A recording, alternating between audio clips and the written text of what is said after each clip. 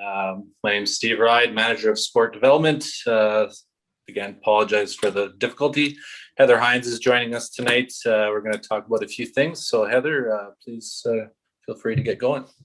Sure. Yeah. Thanks so much for the opportunity. And I know that I worked with golf pretty early in lockdowns. I think right before golf was about to get the green light to get back out on the course. So maybe that was like May-ish, I think. So it's great to have the opportunity again to touch base. And I've been working with lots of high performance athletes over this time, obviously over virtual platforms, but just really focusing in on different things that we can work on when we are in more of a training phase. And obviously as the seasons change, you guys will be outside. But right now there's lots of things nutritionally that we can focus in on. So this session is really highlighting the importance and then ingredients that we're looking for in regards to recovery nutrition. But please use the chat if you have questions about anything and you don't want to speak up. You can always type in your questions. I do hope that there's an opportunity for everyone in a little bit to turn on their screens and to have some discussion in regards to recovery choices.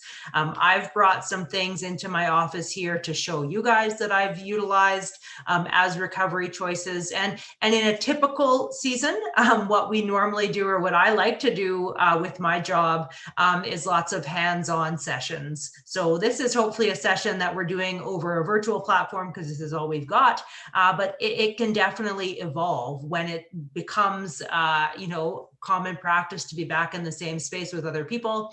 I think it's really great to learn with doing. So it can be good to do cooking opportunities and food prep opportunities and to be learning in that environment as well. So I'll go ahead and share my screen so that you're able to see what I see. And there you go. You should be able to see it. And some of you might have tuned in when I presented to golf in about May, I think, 2020. Or maybe you've seen me at other sports or other presentations that I've been doing. But this presentation is really geared around recovery and the types of things that you guys are providing your body after a training session, whether that training session is sports specific or not. So whether it's fitness or weights or it is golf specific, we're really looking at what types of things are you bringing into your body, when, why, and really getting a good understanding of the types of fuels that your body actually requires after an intense workout. So this is, like I said, a session that I usually do face-to-face that involves eating, but it's had to evolve to be on this platform. And it's worked really well when I've done it with other groups, and hopefully it continues to work well and offers opportunity for questions and discussion. So if you have anything that you want to add as we go through, just pop it into the chat and I should be able to see it as we go through. The organization that I work with is the Sport Medicine and Science Council of Saskatchewan. I believe you've had sessions from Lisa Hoffert. She's a colleague of mine. She's also with the council. I've been working with the council since 2002, so a really long time now. But it gives me an opportunity to work in high performance sport full-time as a sport dietitian, which is something that I absolutely love. So I help lots of athletes with individual nutrition strategies as well. So if you're sitting in some of these group sessions and you're wondering, well, how do I kind of fine tune this for myself? There's always opportunities for individual support as well.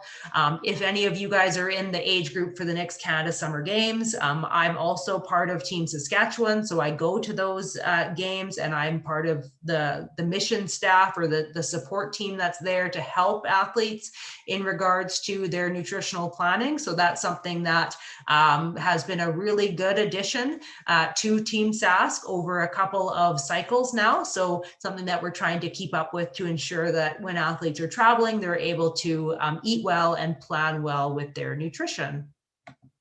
So this is what we're going to be talking about today, with a little infographic at the bottom there, kind of as a little spoiler. But we're really going to be looking at how do you plan optimal performance with nutrition and recovery. So the timing of meals and snacks and why that's so important, what types of items you would want to be packing for a training day. So let's say you're doing school outside of the home and you're going right from school to a training session, how you'd want to be packing for that and planning for that. If you are doing school at home with virtual delivery, I've come across many high performance athletes that just try to power through their schoolwork as quickly as possible. And they're actually like forgetting to eat meals at certain times. They're just trying to do their schoolwork. So I think it can be really helpful to remember why it's so important to be eating at specific times. And I've had athletes that actually just like set a reminder in their phone to like go off at a certain time to say, hey, it's time to take a pause. Like this is lunch. To make sure that we can stay on top of things. So we'll talk about that in a little bit more detail. And then if you do have to train away from home, obviously what you can bring with you. Then we're going to spend a little bit of time looking at recovery foods. And that was a piece of the homework. So if you've prepared something to share, then awesome. If you haven't, then you still can learn. So that's always great. But if you do have things that you really like to do in recovery, I'll give you an opportunity to share at that time. And then I'll tell you what I've made. So I've made some different things and brought them that I wanted to show you as well. And then there's questions throughout. So if there's something that you've tried in recovery or you've tried even pre-training and you're wondering about it, ask away. This is definitely not a lecture from me to you. So if there's things that you want to learn about or challenge me on, please do ask. All of the focus that we'll be looking at today for recovery is food. But I do know that there is a multi-billion-dollar industry that sells supplements, and lots of people use supplements in recovery. So those are great questions to ask to know if that's an appropriate choice or what the composition of that item might be. So this is a slide that just kind of tries to pull everything together, and it can look really overwhelming, and I don't want it to. So we're going to walk our way through it. But when we're trying to plan for a training session, it usually doesn't happen first thing in the morning. So we do want to be doing some of this planning the night before so that we have a little bit more time. And you'll see a common thread kind of with all of the meal and snack examples. They're all combining sources of carbohydrate like the cereal or fruit with a source of protein like the milk. So when you're planning your meals and snacks, not only is the timing really important, but also the types of things are also very important. So I typically get athletes that ask the questions of like, well, how much do I need at this time? If I do a hard workout, what do I need right afterwards? Well, we're going to talk about the right afterwards part, but knowing exactly what you need every single day is really, really hard. Like I would never tell someone I know the exact energy demands of your body, but it can be really helpful to look at how often you're eating, how long you go between your meals and snacks. So ideally, when we look at this breakdown of a day of breakfast, snack, lunch, snack, supper, then maybe a training session, or maybe that training session comes in before supper, and then a bedtime snack. Ideally, that timing is giving your body food every 2.5 to 3 hours that you're awake. That type of strategy works really well when you're then involved in high performance sport, when you're trying to maintain a good amount of strength on the body. We want to be fueling the body as often as that. So eating every 2.5 to 3 hours. You'll see when we start looking at the composition of recovery snacks, why this smoothie can be such a great option, especially for a bedtime snack. I'll have quite a few athletes that say, well, sometimes I'm not hungry after a workout. So going with liquids can be a really good choice. So we'll keep that as one of the options that we will talk about.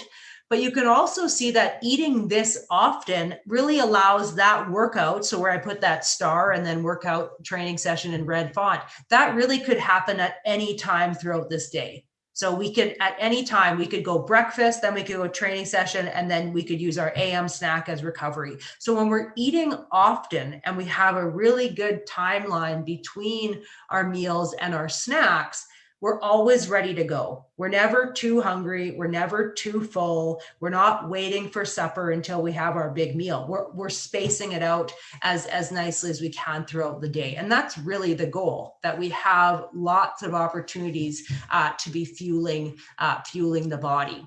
So this is a big piece of the planning. If you're looking at this and you're wondering, well, this is totally different from how I'm currently eating. I don't normally get someone to jump into this like right from the get-go, but we look at strategies to get here. So different areas in their day that we could maybe improve upon, or we look at any gaps in your day that you might be going longer than like 4 hours without eating, then we would try to bring something in. So this takes time and process, but it definitely can help when someone is looking at training performance, which is what we're dealing with right now, and then into the future months when we're looking at competition performance and how steady the energy is that our body has available to it. So this is a really good place to start, is to be working on specific meals or specific snacks as you go through your training day. Any questions on this slide before I jump to the next one?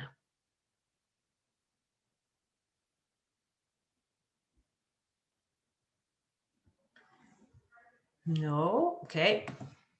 So you've probably seen these athlete plates before, and hopefully you have, but I use them a lot as kind of breakdown of the meal or snack that you're having. So these are all just examples of like a supper type meal and the composition of that supper. So if you're ever wondering like, well, what should my supper look like if I have a training session later on in the evening, or if I'm using my supper as recovery, these athlete plates can be really helpful. And this is the athlete plate, assuming that you're doing like an hour or an hour and a half of like moderate intensity training. And you can see that fruits and veggies play a really big part on that plate. Protein is a critical piece, but it's not the be all end all. Like protein is for building and recovery. It's not a fuel source.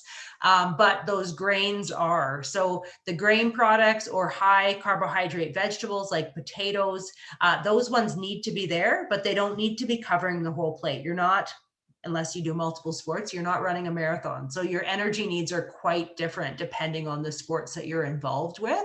So just when I say that, maybe you are doing lots of other sports, so then your plate does change a bit.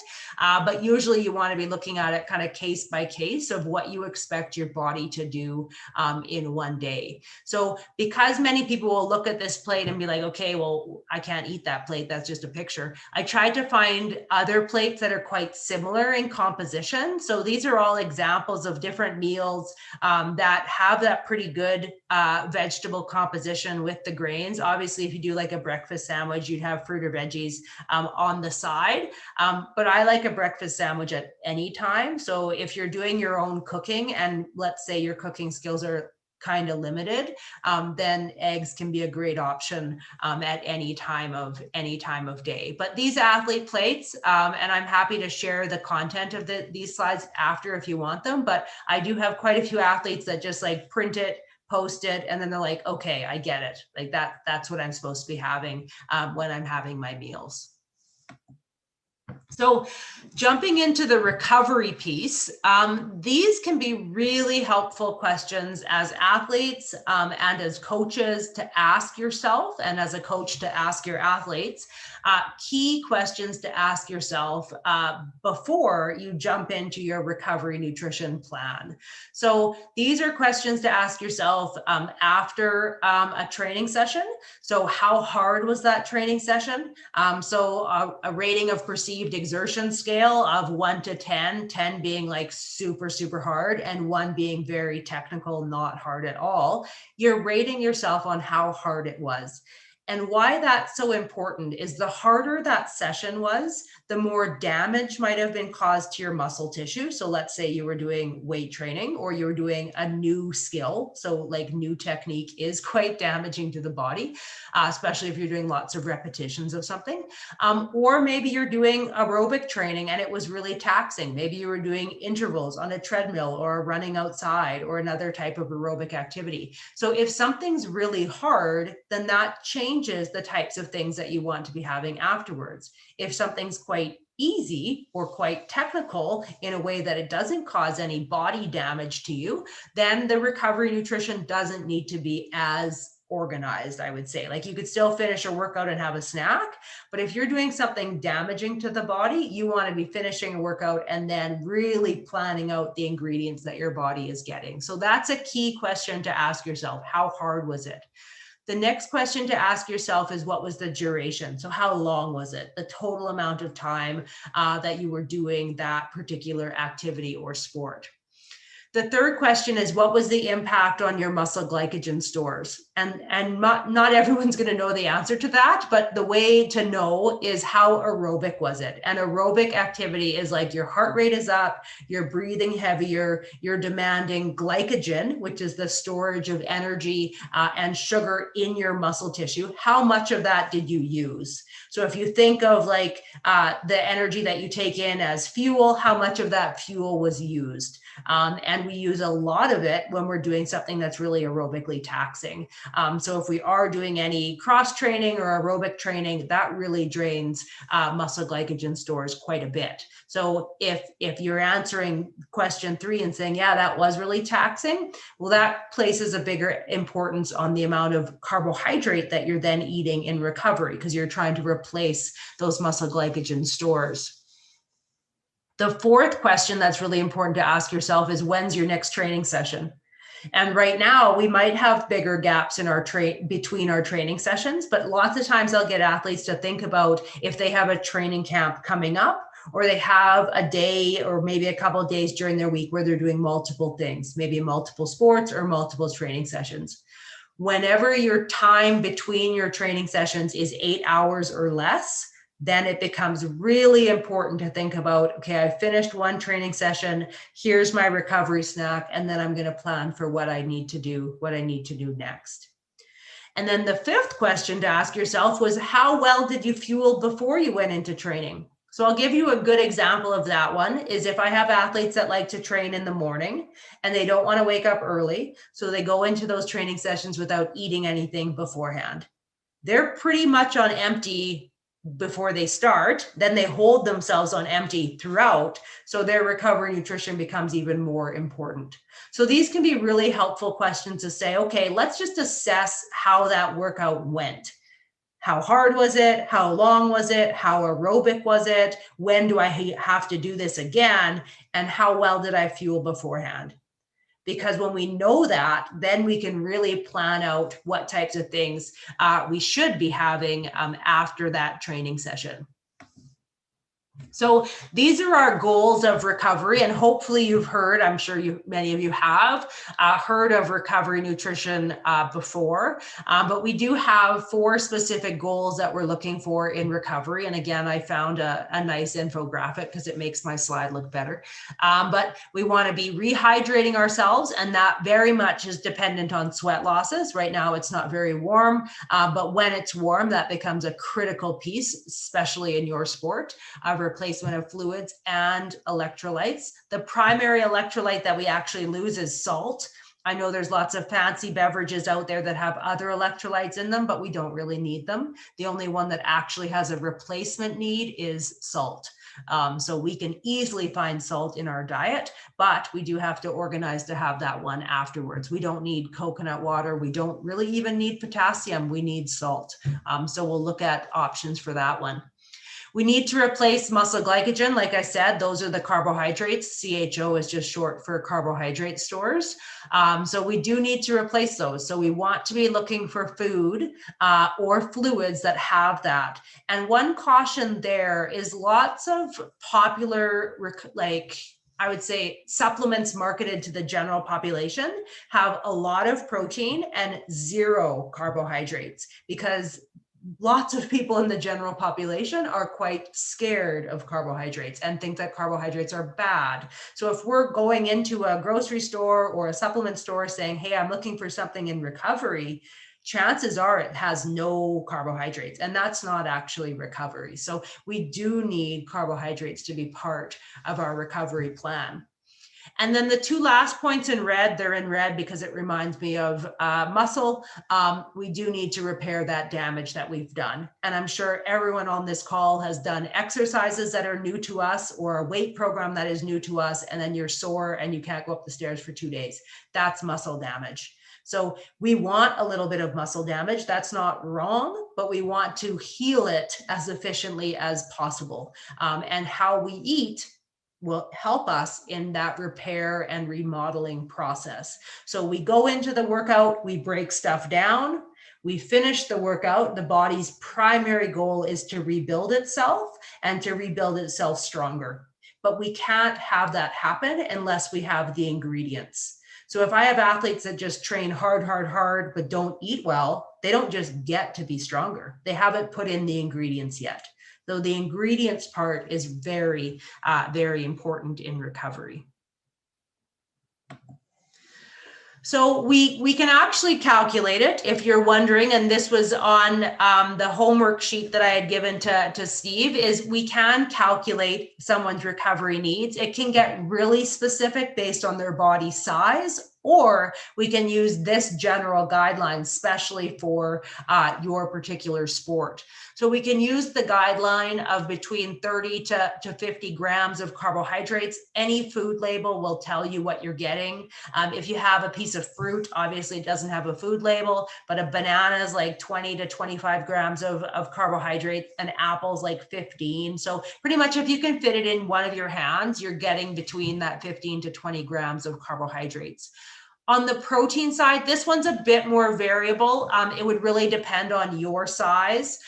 So the range that's on here, that 10 to 15 grams, if you're like, quite a tall person with a lot of lean muscle mass, then those values are going to be higher. But considering I can't see anyone, I do use these ranges of like that 10 to 15, with the exception if someone says, well, hey, I'm, 6 feet, then it's going to change. It's going to be higher. I'll give you that. It maybe goes up to like 25 grams of protein. So we want to be thinking about foods, and that's really the idea of this session, is thinking about foods that are going to check those boxes. Like, yes, this has 47 grams of carbohydrates. And yes, this has 12 grams of protein. And yes, I could have it with some water. And yes, it's a little bit salty. So you start looking at those foods that check those recovery boxes. And then right now, since we're in a training phase, we look at, okay, well, what if I start doing this after all of my sessions? What am I going to get? Well, you're going to recover faster. That's the ultimate goal, is that you're able to do the work, recover quicker, and then adapt as quickly as possible. So just by whoever wants to share, whether you want to talk or whether you want to type it, what would be some foods or combinations of foods that you think would be within your sport practical in recovery?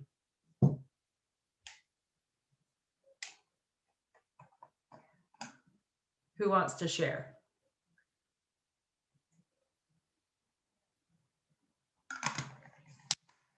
I'll see if I can see the chat. I think I can.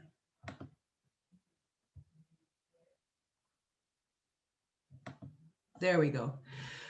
Peanut butter sandwich on rye bread. Yep, for sure. Cliff Bars. Yeah, Cliff Bars will do a pretty good job. Banana. Yeah, and then I would take that banana and like combine it with a Cliff Bar, and then you'd have both sides of that carbohydrate protein combination.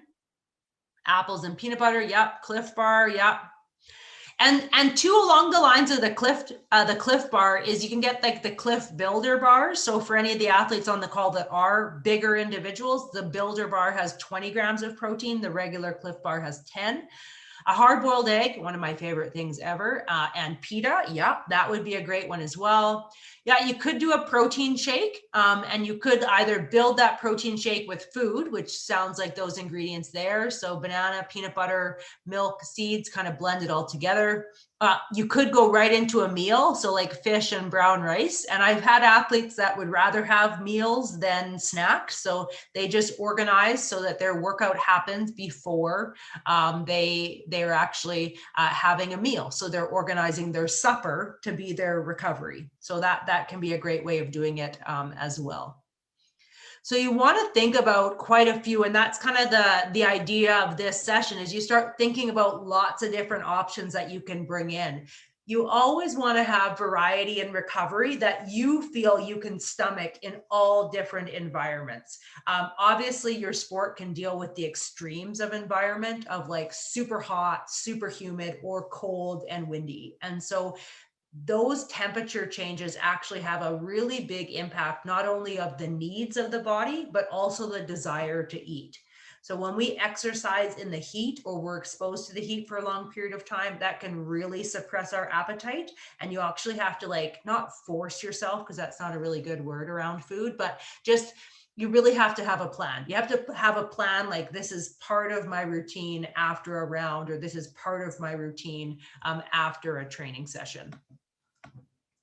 So this was what was sent in advance, just to get you guys thinking about different options that you might want to share. And if you do have things that you want to share, I'm just going to go here and then I'm going to stop the share and I want to see. So does anyone want to, or maybe everyone wants to, turn their cameras on and then chat about what they like to have in recovery, and we can just kind of go around the room?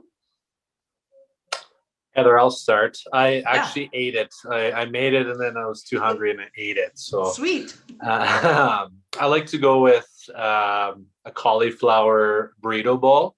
Yeah. It has cauliflower as the rice substitute. My fiance and I, we tend to take the rice out and go with the more veggie at nighttime. Yep. Because we're kind of lazy. We just sit around and watch shows and stuff. So but it still has the carbohydrate, the bean, and a little bit in tomato and onion and that sort of thing. But we either add chicken or ground turkey is a good alternative. So that's what we like to go with. That's awesome. And what's so great about a bowl is you can make all those ingredients and then have them for leftovers and kind of build it as the week goes along and kind of pull different pieces together with that. And then once you're starting to run out on the protein side of it, you could always just like put a fried egg on top and still like build it into a meal. Absolutely. We make for the lunch the next day. So you got enough for a couple of days. Yeah, awesome. It's really tasty. Great. Anyone else want to share their recovery choices? I don't want to call people out if they don't want to, but if you do want to share, that would be awesome. I know Coach Jason Schneider, he's on the line. Let's maybe call a few out. Sure, you can call people out, Steve. You know them, so you can call I know he's a big protein supplement guy, but what do you got, Jay? Currently after the gym, unfortunately now just because of schedule, I get home pretty late at night. But I always have a lot of chicken already pre-made, and I've really got on the kick right now of cauliflower rice. Something that I find is even a little bit easier. I can't screw it up. Like I can screw up rice really bad, but cauliflower rice, it seems that the instructions are just really easy, and I follow them to a T. And have some rice and chicken when I get home. And then if I'm still a little bit hungry, I'll probably have a little bit of a piece of bread or two with just a little bit of margarine on it. Awesome. And do you buy that cauliflower rice at Costco? Like, is it frozen? I've seen different places. Yes, at Costco, the last couple times I've gone, they've been the big bags. Okay. But in the past, there was a bag, but then there's individual servings in it. Oh, and that's I really nice. did like that because then again, I knew exactly what I was doing. I didn't have to measure it. Yeah. I know probably since COVID started, I've really been maybe a bad thing, but really starting to measure. I'm really trying to pay attention. I'm a big snacky guy, like chips, stuff like that. If it's there, it's gone. So I really tried to pay attention to what I'm eating. Not saying that I don't have my cheat days, but trying to eat a lot healthier and know what I'm putting in my body. Awesome. Yeah.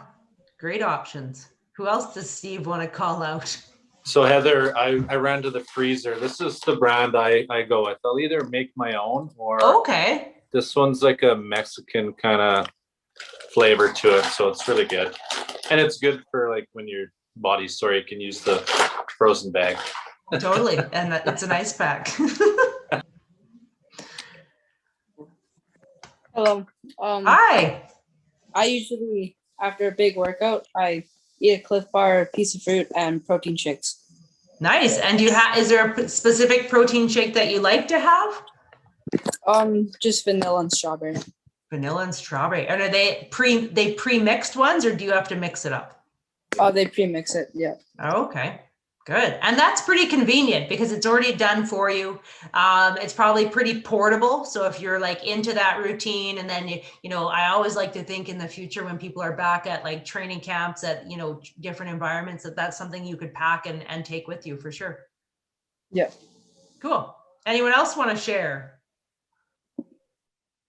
Yeah, I'll go ahead. I had hard-boiled eggs, but somebody stole them out of my fridge. But I'll mix those with whatever complex carbohydrate I can find, if it's pita, rye bread, anything like that. Awesome. I also really love chickpeas because you get both protein and carbs out of them. And if you roast them, you can toss them in salt, and then you can get some of the salt back as well. Yeah. And then protein shakes to keep that up, because you said tall with lots of lean muscle, and that's kind of me exactly. So yeah, those are go-tos for mine. Yeah. And that's the thing, like when you have muscle mass and you're trying to build muscle mass and hold that muscle mass, you really have to be looking at that protein load of all of your food. And you have to be like, okay, what can I add to this to bump up the protein content? And eggs is a great one. Chickpeas is another one. Black beans, all of these different ingredients that we can pull together to just build up the content of that macronutrient. Have you seen, someone said on Amazon, you can buy a thing that like, it's like for only making hard-boiled eggs. Like it's like a hard-boiled egg maker, and it's kind of like a rice cooker, but for hard-boiled eggs. Another sport parent was telling me this, and I was like, this is a game changer. I love hard-boiled eggs, and like the start of COVID was getting fancy with like deviled eggs. And someone said, did you know you can buy these things? And I was like, holy, no. I've not seen that, but I will check it out. You might have to, I think if you just go on like Amazon and like search like hard-boiled egg, I'm sure it'll pop up. Thanks. Anyone else want to share? Anybody else? Autumn, Simone, Jackson? What about that Tim Hortons iced coffee? How much grams of sugar's in that bad boy? A substantial amount.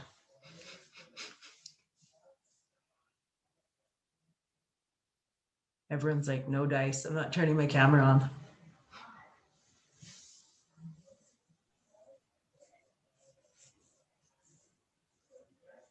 No one wants to share.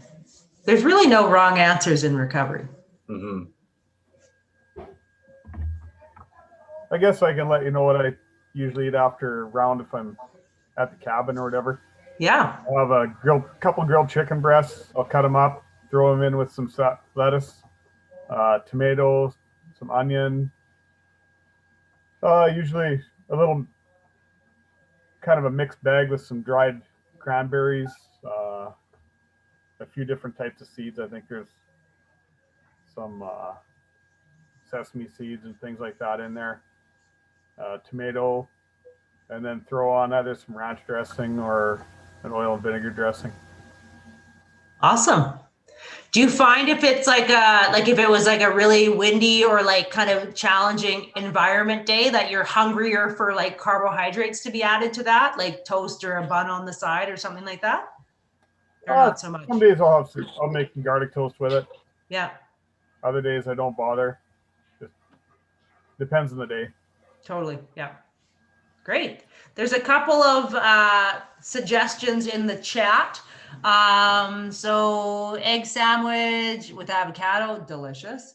Avocado toast, yeah, another popular one and a good option there. And then protein pancakes, and that's actually one of the recipes I'll share when we go back to the slides. Those are all great options. Did anyone else want to share before I share some of the ones that I brought into my office with me?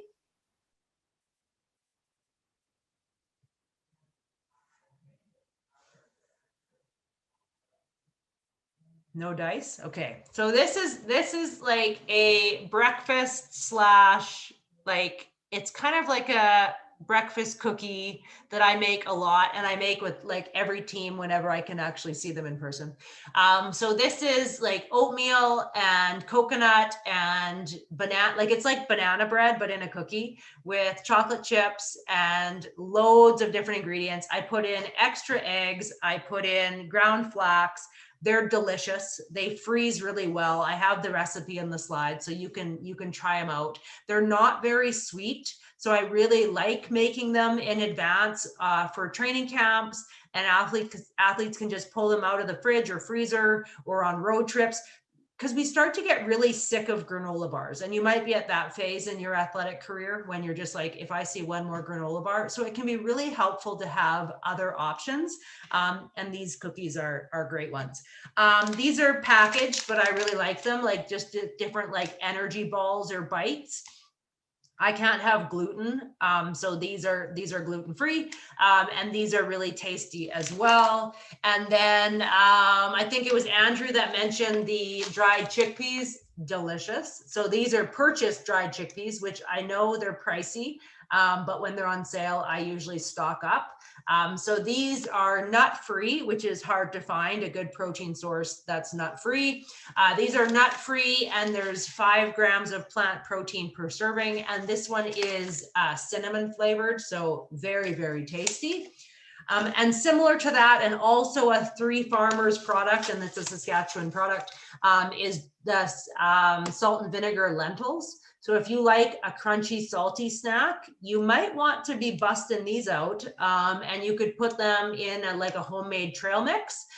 So if you're making like a nuts and bolts with pretzels, but you want to bump up the protein content, these lentils could be a good option. And they have every different flavor. But the other plus of these is like a tiny handful. So a quarter of a cup has like pretty much the same amount of salt in it as a Gatorade. So when you're looking for sodium sources from food, like I said, we do not need to look far. We can look at all of our food options, and anything in a package is usually pretty high in salt. And then I use these a lot, and you probably use these a lot too, because you don't need a spoon. But these are great portable sources of carbohydrate for either during exercise, during a round, or to add in recovery. So if your recovery was more on the protein side of things and you're looking for ways to bump up the carbohydrate content, these are going to be a good option. This has 16 grams of carbohydrates. Is tofu a good recovery snack? That's a great question. Yeah, tofu is a great plant source of protein. I've used firm tofu in smoothies, or I've used it in like a power bowl. So you like have tofu, you can slice it up, especially the firm tofu, and it pretty much takes on the flavor of anything that you're cooking. So if you're like stir frying veggies, you would just dice up the tofu and then throw it into the frying pan, and it's a great source of protein. Yeah, that's a good question. I'll go back to the slides. Hopefully I can. I think I can. I've done this a couple times. Maybe I have to jump through myself, or maybe it'll go back to where we were. Yeah, there we were. So I'll show you some of the recipes that I've used with lots of groups that I work with. And if you have any additions or questions about them, just let me know. And honestly, this is a session that hopefully we can do when we are back to in-person education, because doing cooking is really, really fun. And it's a great way to build your skills and to learn at the same time. And I find it's a really great opportunity to just like ask questions in a casual environment, and have things be as interactive as possible. So I'll start with just showing another couple sources of portable protein. Some of them we touched on when I know I met with some people in May, I think it was. But lots of different options here. These are the chickpeas that I just showed you. This is a different flavor of the lentils. So this is a barbecue flavor. And I'm always talking about canned tuna, even though some people don't like it, but it is a really good option. And then if you're looking for portable protein that's also salty, like cured meats is your golden there. So like turkey pepperoni, or if you like to hunt or you have access to wild meat and you make your own jerky or sausage, then it's salty. All dairy products are also quite salty. So cheese is salty, cottage cheese is salty as well, and a very, very high source of protein. And then many people on the call mentioned chicken. So yeah, if we've got the time, awesome. We can cook it up. We can, bake it in the oven. We can barbecue it. When we don't have the time, we can buy it canned and it's ready to go. And it looks a bit interesting when you first crack open the can if you're not used to it, but it is cooked and it can be added to a salad or a wrap, or I've done chicken quesadillas with this chicken from Costco. And you can see on that label that if you have 1/4 of a cup, that's 13 grams of protein. Once you start buying your own groceries, that's spectacular money spent there. So really good sources of protein can come from a can. They're not scary from a can. You just have to figure out ways that you like to make it and like to have it. Other ways to bump up the protein content, these are a couple of options you could think about, especially if you're like making a meal after a round or after a training session. One of my go-tos to anything that I make, and it never changes the taste, is adding extra eggs. You can always, if you're making muffins, pancakes, cookies, anything, extra eggs is very, very high quality nutrition and protein content. And we do want the whole egg. So if you're wondering, well, what about just the whites? No, we want the whole thing. There's a lot of nutritional value in the yolk. There's also protein in the yolk, and there's iron and vitamin D in the yolk. So we want the whole thing. Skim milk powder can be added as well to pancakes, muffins, cookies, smoothie. That'll bump up the protein content. Usually for younger athletes, I start with a skim milk powder. If they say, well, I want more protein, I'm going to get a protein powder. I'm like, no, you can probably do it with milk or dairy sources. If you like to do bowls or rice dishes lots, you could switch it out for a quinoa, and you're going to bump up the protein content drastically doing that. Adding cottage cheese to pasta sauce is a great idea. I used to add cottage cheese a lot to salad, which sounds weird, looks weird, but tastes really good. Adding beans and lentils, similar to what many of you are already doing. Hard-boiled eggs, again, we talked about that and my love for hard-boiled eggs. Nuts and seeds was mentioned as well, which is great. So was chickpeas, lentils and beans. And really looking for ways that you can just add a little bit more of this protein to your meals and snacks. And why it becomes so important, especially in recovery and just during our day, is it really allows us to stay satisfied from our food. So when people tell me, oh, I'm hungry all the time, or I could snack any time of day, usually that means their protein intake is too low, or it's too low throughout the day and then too high later on. So the more we spread our protein out, the more satisfied we feel from our foods.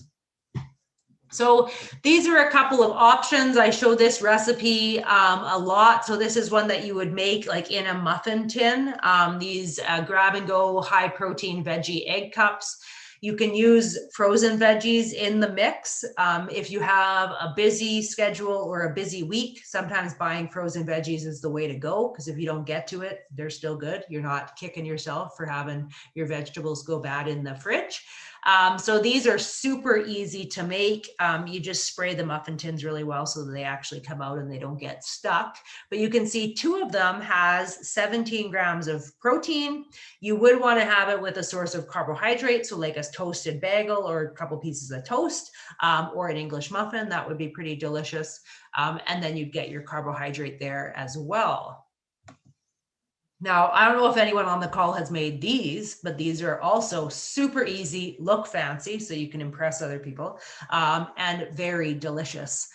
So this, you just take a muffin pan, again, you line that muffin pan with like a deli slice of meat, like ham usually is the best one because it's a little bit saltier. And then you just crack an egg in it, and you can put cheese on top if you want, but you don't have to.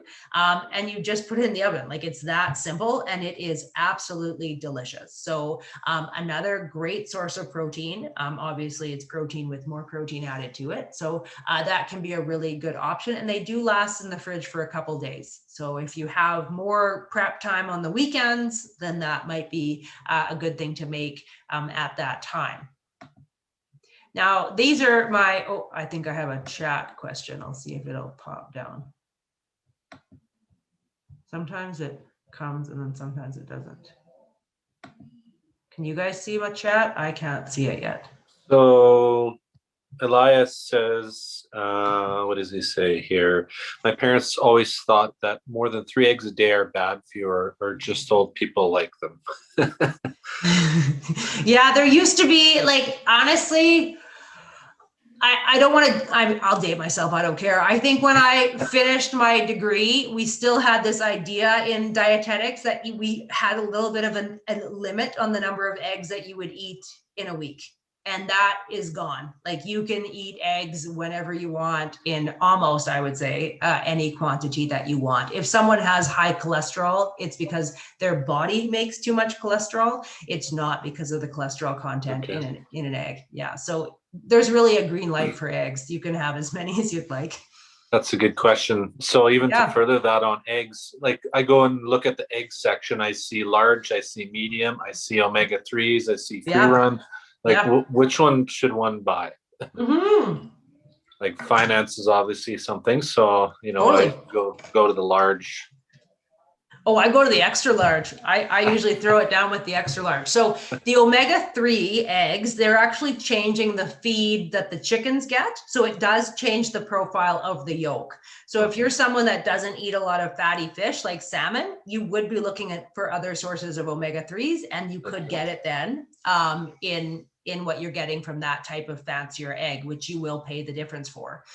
Free run egg matters if you care about how the chicken lives. So it doesn't change the profile of the egg, but it does change the life of the chicken. So they're running free. So they are still farmed, but they're like not in cages. So you'll see cage free too. That's another term. Organic would be something similar. Like, even like for a while, there was a big push on organic milk, which is like double the cost. Like, it's like $9 for 4 liters. That does not change the milk. It changes the life of the cow, like the quality of the cow's life, but not the milk content. So it does become someone's personal decision how they feel about how the animals are treated and raised, but it doesn't change the nutritional quality. The size of the egg, yeah, that would make a difference. If you're buying a bigger egg, you might see that the nutritional profile is slightly different of what you're actually getting. And then Jay asks about egg whites versus eggs.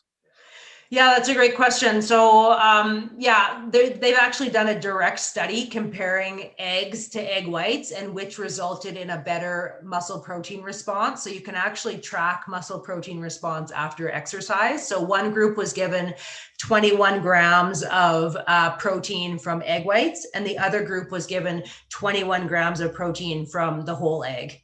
And it was matched for energy content. And the individuals that were given the whole egg had a better muscle protein response. And the researchers they ran the numbers twice, because they're like, well, this goes against what everyone would think because of the fat content of the yolk. But what they're thinking that it was actually the fat content of the yolk that caused a greater muscle protein synthesis response. So from that, there's been a total shift towards when you're looking to build muscle tissue and when you're looking for health, we want the whole thing. There's so much nutritional value within that yolk. And there's a lot of flavor within that yolk. Like, usually when I say have the whole thing, people are like, oh, thank goodness, you know, like I get to enjoy the egg again. And of course you want to enjoy the egg. Like, you always want to enjoy your food.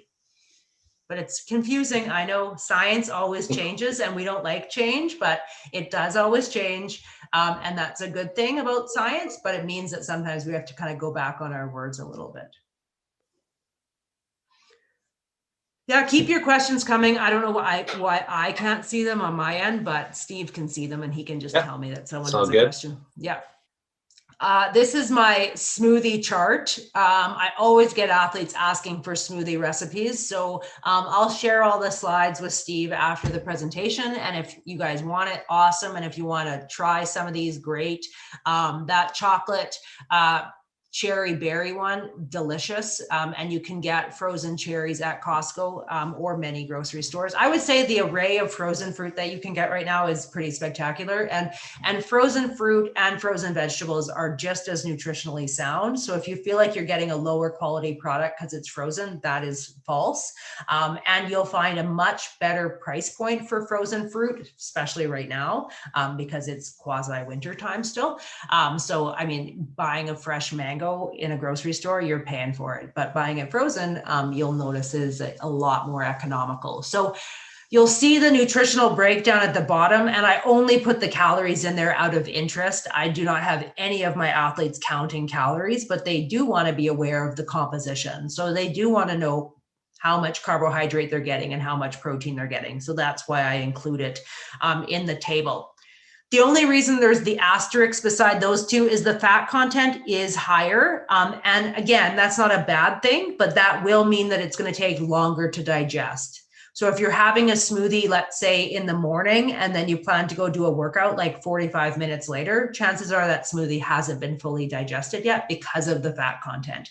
Whereas if you have a smoothie like the citrus one, where the fat content is lower, it will be digested quicker. So that's why I've highlighted those two. This is my absolute go-to every single day. I have zero variety with my breakfast, and I'm totally fine with that. I make my own granola, and it's super simple. I've never measured anything, but this is what I put into it in roughly the measurements. And you might really enjoy making your own granola and putting it on any type of yogurt or Greek yogurt that you like, because then you can control your own ingredients and make it the way that you want to. So this is my recipe, but you can put in any type of nut and seed that you would like, any type of dried fruit that you would like. It's not very sweet, but it's very filling. So I like to have a breakfast that I can eat at like 7:30 and then, be totally satisfied until, 3 hours later, and then be like, okay, now I need a snack. If your breakfast doesn't keep you satisfied for, I would say, at least 2 hours, chances are you're either not having enough or the protein content is too low. Like if we're having like Eggo waffles for breakfast, we will be hungry in like 20 minutes because there's no protein there. So really think about the protein content of your breakfast. Granola bars, this one is dangerously good. So it can be really good to make and then cut into pieces and then freeze because it's that delicious. And again, a good option for post-workout, or if you're looking to pack things on a competition or training camp environment. And this one is made with like a nut butter. So either a peanut butter or an almond butter. Usually like the creamier ones are a little bit better, but if you do have an almond butter that's pre-mixed, then it would work out pretty well. These are my composition of a high protein pancake. It gets the protein load from cottage cheese, and these are delicious. So don't be thrown off if you're not a big cottage cheese fan. Again, you can make these in advance and freeze them in like a Ziploc and then just reheat them in the toaster, like right where you put bread in, because then it's not soggy, it's crunchy. And so that was a trick with reheating pancakes. I can't even remember who taught me that one, but that was a really good trick because lots of times when you reheat pancakes in the microwave, they're just like a soggy mess. So putting them in the toaster is a great option. This could even be something too if you're traveling, when that happens again, but you're traveling and maybe you have like a kitchenette and you're looking for things that you could reheat in the hotel room. This would be an option that you could have there. So you can see the nutrition profile there at the top if you have 4 of them. That's a pretty awesome nutritional profile. So 32 grams of carbohydrate, almost 20 grams of protein, which is pretty spectacular. This is the recipe of the cookie I still haven't eaten, but will be eating soon. So I put in 3 eggs. I put in 3 eggs today. I put in 4 bananas today because I have a freezer full of bananas that I need to use up. And when you're looking at the breakdown of these ingredients, I've already dropped the sugar content a bit. So if you like to bake, but you usually drop the sugar a bit, I've already done that. So if you drop it anymore, you might be like, these are gross. So they're not supposed to be sweet. My kids are always like, did you make cookies or did you make those cookies? Well, these are those cookies that they're like breakfast cookies. They're not sweet cookies, but I really like them. And I've shared it with lots of athletes that really like them. And they're, especially if they have an early morning workout and they have like, morning stomach and they don't want to eat anything, this is a really good option at that particular time. So easy thing to make a big batch of, and then they freeze really well. These I might have shared in May, but I don't know if I did. These ones kind of scare people when we make them because you actually put cooked lentils in them, but they're delicious. And you don't taste the lentils. The lentils are just there to bump up the fiber content and the protein content. And these also, you would want to let it cool after you make it and then cut it into bars and then freeze it. But whenever I've made it with teams, they don't let it cool and they just eat the whole pan. So it is that good. And it's good to find things and ways to cook lentils because they are very nutritionally sound and very inexpensive. So if you're looking for a way to stretch your grocery dollar, lentils is the way to go because you can buy canned lentils or you can buy bags of dry lentils and the protein content is massive and the price point is like under $2 for a big bag. Like they are very, very economical, but they also are a great thing to add into muffins or cookies, or these are bars. So this is a recipe from lentil.org. If you go to lentil.org, you can put lentils in anything. I've made hamburgers and you put lentils in and they're delicious. My kids were wondering what the little round things were, but I just told them to keep eating, but they are really good. You can't really taste the difference. So that was my last recipe to share. I'll stop the share. Ooh, I love my cookies. Yeah, now I can see people's actual comments. I make mine with banana, egg pancakes, pancake mix. Oh, that sounds really good. I saw a recipe that was like a banana pancake and I thought I'm going to make this. And it actually had like a maple banana, like syrup that they had made on top. It was this book at the library and it was like, if you love pancakes, and the whole thing was pancake recipes. Do you have any suggestions for being plant-based? Many of the typical recipes, yeah, they do. Most of them have dairy or meat, but there's loads of great, I'm not sure where your home base is, but I know in Saskatoon at Superstore, there's loads of dairy alternatives now. Like it used to be, if you couldn't have dairy, you were in like no man's land, but there's like dairy-free yogurt, obviously dairy-free cheese that you can buy. But for other plant-based options, I would look at some of those, that lentil.org website. And I made modifications with lots of those recipes where you can make them without eggs. You just use like the ground flax as kind of an egg alternative. But there are lots of ways of doing it. And I actually use a dairy-free chocolate chip. So those are vegan and dairy-free as well. So there are lots of ways around it. And you'll be very, nutritionally balanced. It just does take a little bit more planning. But if those are things that you want to do, there's lots of ways to do that well. I'll put my email address in the chat to everyone too, because if you have questions that come up later on, I have no problem at all with people sending me emails. So that's my email address. Or if you're looking for other recipes or question about transitioning things to plant-based, I've got loads of plant-based recipes that I've helped athletes kind of experiment with different things of making some exchanges from animal sources of protein to plant. Heather, I have a question. We had a mental imagery Zoom call a few weeks ago, and one of the students was wondering about, brain function, brain foods, and is any suggestions for that? Yeah, so the brain is completely carbohydrate dependent. So when the energy levels start to drop in our blood, like if it's been too long between when we've eaten, or if when we ate, let's say the only thing we had was protein, the brain will be searching for food, and you will feel foggier in the brain. You will feel lethargic. You will actually feel like you can't focus and concentrate. So even though there's a lot of misinformation out there about like sugar being bad and carbohydrates needing to be limited, when that crosses over into the sport world, then it's really tricky. Because if we try to do that, we're going to feel tired and just not be able to really stay focused. For brain health, that kind of switches gears a little bit and looks at like the fatty acid profile of the food. So for brain health, it is encouraged that we have fatty fish twice a week. So primarily that's going to be salmon or other types of fatty fish. If we don't like fatty fish, then you can get similar types of fatty acid profile in walnuts and ground flaxseed. So those would be some options to build into recipes. Like the cookies have ground flax and you can't taste it in case you're, concerned about that.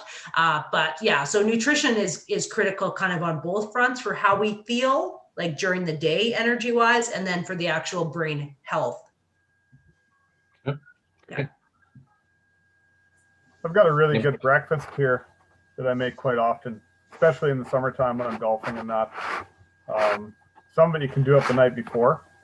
So I'll take a cup of rolled oats, a cup of milk, slice up an apple into small pieces, throw some raisins in with it, and sprinkle some cinnamon and splendid brown sugar, and just stir that up and leave it in the fridge overnight.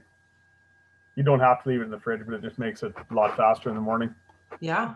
Then toss it in the microwave for about a minute, pull it out, stir it up, throw it in again for about another minute, and then add a helping of, I always use Genuine Health vanilla protein powder. And that is so good. And it's just like eating a kind of an apple crisp dessert. But that's good with you for a lot of, like, a whole round of golf almost.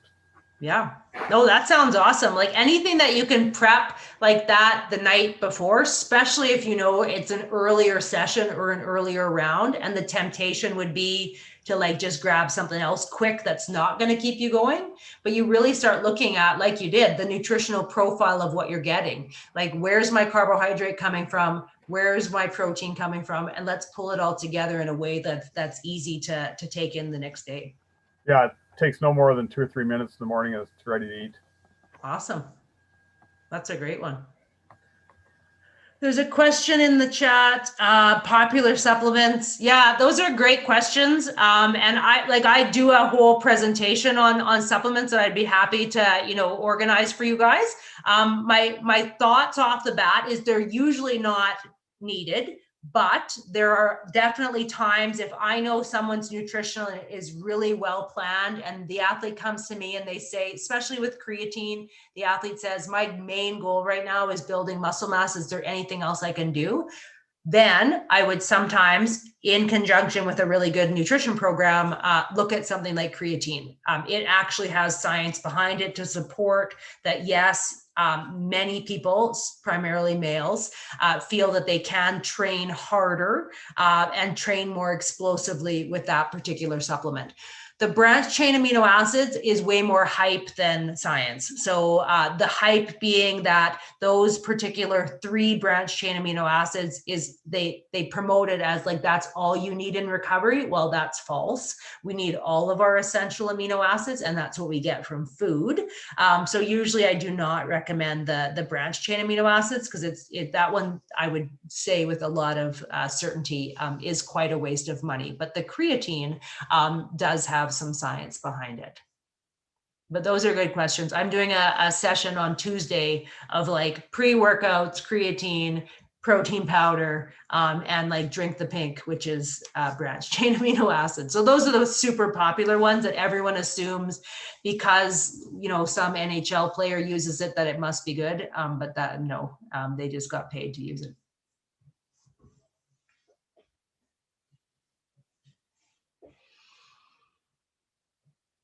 Any other questions for tonight? Okay, well, if you think of any more questions, please send them my way or to Heather. She has her email there. So thanks for tuning in this evening. Heather, thank you so much. Yeah. That was very informative, and yeah, really enjoyed that. Awesome. Yeah. Thanks so much for everyone who signed in tonight. I know everyone's getting pretty like zoomed out. But yeah, thanks for jumping on. And if there's other topics or questions that you guys have, like I'm open to doing more education as we transition to hopefully seeing people in person. But this is obviously super convenient for, hitting specific topics, like, depending on where people are in the province.